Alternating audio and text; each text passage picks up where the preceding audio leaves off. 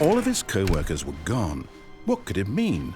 Stanley decided to go to the meeting room. Perhaps he had simply missed a memo.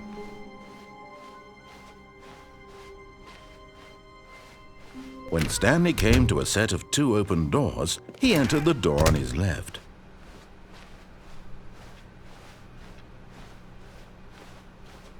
Yet there was not a single person here either. Feeling a wave of disbelief, Stanley decided to go up to his boss's office. Hoping he might come to a staircase, Stanley walked upstairs to his boss's office.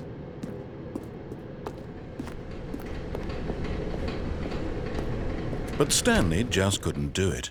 He considered the possibility of facing his boss. Admitting he had left his post during work hours, he might be fired for that. And in such a competitive economy, why had he taken that risk? All because he believed everyone had vanished? His boss would think he was crazy.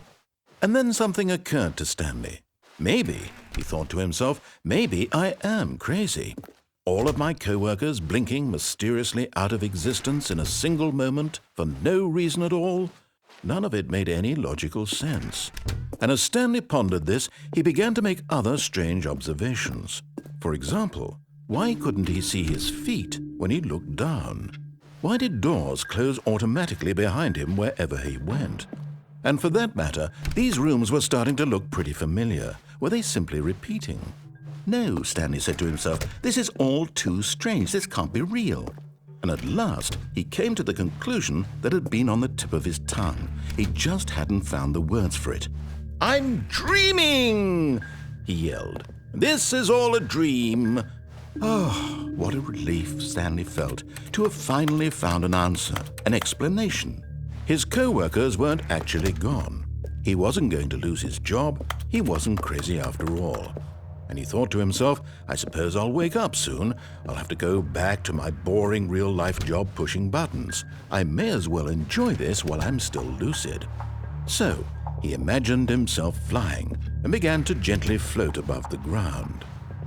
Then he imagined himself soaring through space on a magical starfield, and it too appeared. It was so much fun, and Stanley marveled that he had still not woken up. How was he remaining so lucid? And then perhaps the strangest question of them all entered Stanley's head. One he was amazed he hadn't asked himself sooner. Why is there a voice in my head dictating everything that I'm doing and thinking? Now the voice was describing itself being considered by Stanley, who found it particularly strange. I'm dreaming about a voice describing me, thinking about how it's describing my thoughts, he thought. And while he thought it all very odd and wondered if this voice spoke to all people in their dreams, the truth was that, of course, this was not a dream. How could it be? Was Stanley simply deceiving himself, believing that if he's asleep, he doesn't have to take responsibility for himself? Stanley is as awake right now as he's ever been in his life. Now, hearing the voice speak these words was quite a shock to Stanley. After all, he knew for certain, beyond a doubt, that this was in fact a dream. Did the voice not see him float and make the magical stars just a moment ago? How else would the voice explain all that? This voice was a part of himself too. Surely, if he could just... He would prove it. He would prove that he was in control, that this was a dream. So he closed his eyes gently, and he invited himself to wake up. He felt the cool weight of the blanket on his skin, the press of the mattress on his back, the fresh air of a world outside this one. Let me wake up, he thought to himself.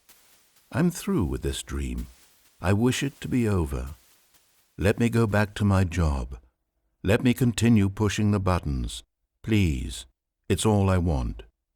I want my apartment and my wife and my job. All I want is my life exactly the way it's always been. My life is normal. I am normal. Everything will be fine. I am okay.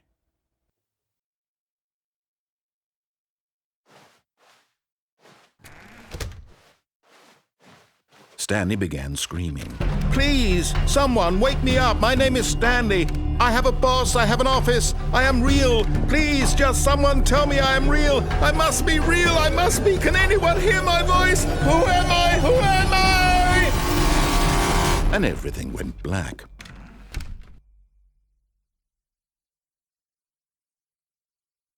This is the story of a woman named Mariella. Mariella woke up on a day like any other. She arose, got dressed, gathered her belongings, and walked to her place of work. But on this particular day, her walk was interrupted by the body of a man who had stumbled through town talking and screaming to himself, and then collapsed dead on the sidewalk. And although she would soon turn to go call for an ambulance, for just a few brief moments she considered the strange man. He was obviously crazy, this much she knew. Everyone knows what crazy people look like. And in that moment, she thought to herself how lucky she was to be normal. I am sane. I am in control of my mind. I know what is real and what isn't. It was comforting to think this, and in a certain way, seeing this man made her feel better. But then she remembered the meeting she had scheduled for that day, the very important people whose impressions of her would affect her career, and by extension, the rest of her life. She had no time for this, so it was only a moment that she stood there, staring down at the body.